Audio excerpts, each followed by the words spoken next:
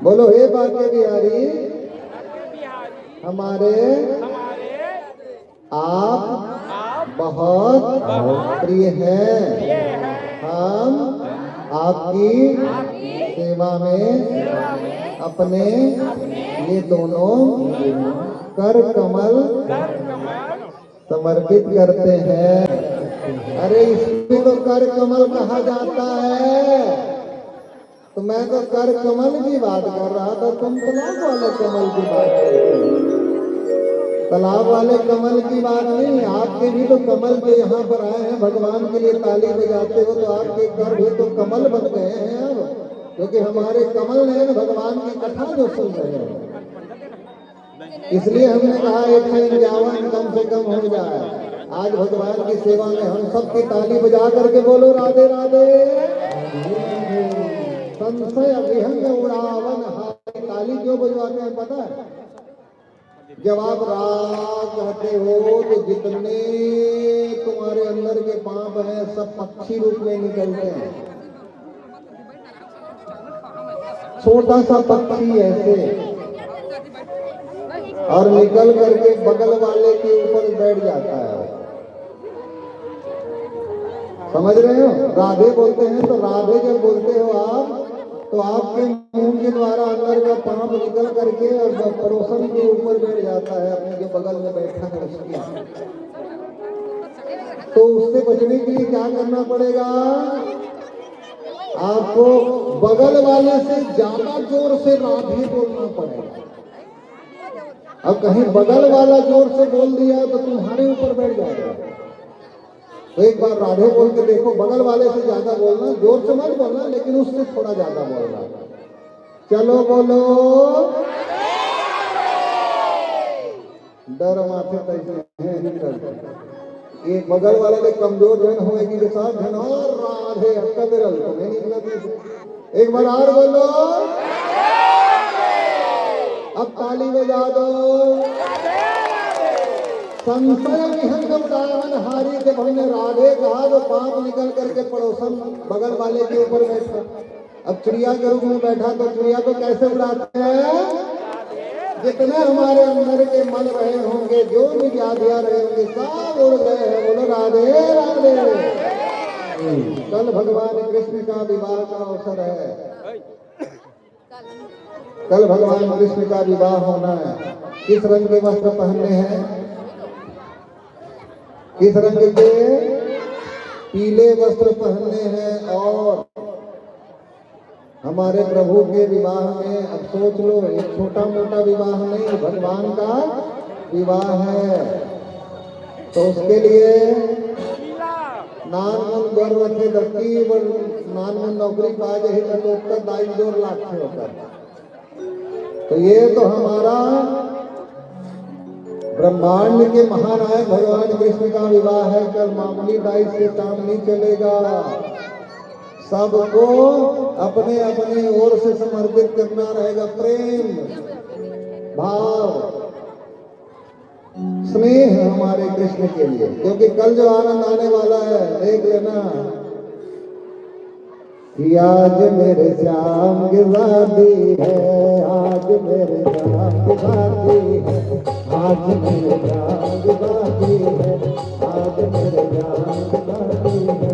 ओ श्याम की शादी है, मेरे घर श्याम की शादी है।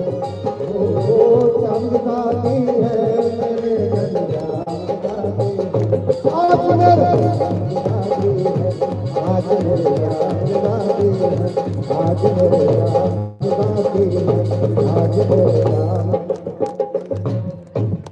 अरे आज नहीं कल है बाबा। खड़े हो जाते हो जब हो जाता है। कल है विवाह, ये सब आनंद कल होगा। मैं तो विज्ञापन बता रहा था कल ऐसा होने वाला है करके। इतना आनंद आने वाला है भगवान के विवाह में। तो पूरे सज धज के भगवान के महिमा का रसास्वादन करने के लिए आप सबको आना है भगवान श्री कृष्ण के विवाह में। कल सबको हल्दी तिलक लगेंगे भगवान श्री कृष्ण के विवाह में। आज सबने आनंद लिया है। बोलो वृंदावन बिहारी लाल की जय। और एक भजन एक भजन और ले रहे हैं हमारे संगीत साधक हैं। बोलो वृंदावन बिहारी लाल की।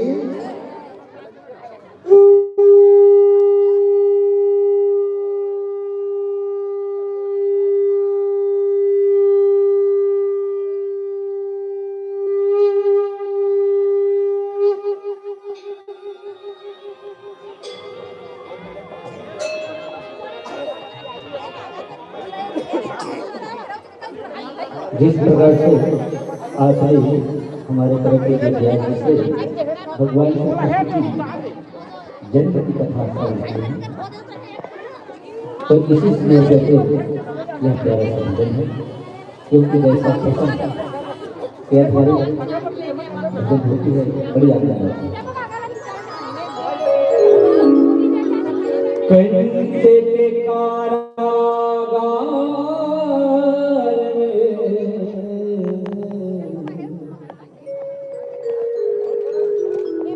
हुआ कृष्ण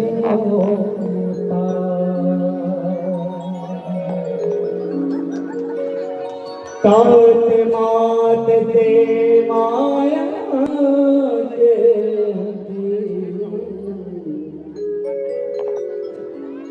बोले कृष्ण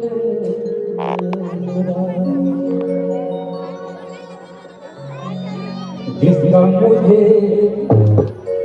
था इंतजार, जिसका तुम्हें था इंतजार, जिसके लिए ये कारागार वो जन्म ले लिया लेकिन किसको पहुंच जाना है या कैसे लेकिन किसको पहुंच जाना है कैसे बन जाना जिसका तुम्हें आए से जा जिसके लिए मिला ये कारागार वो लेकिन किसको पहुंच जाना है बंधन दिया कैसे बन जाना लेकिन किसको पहुंच जाना है बंधन दिया कैसे बन जाना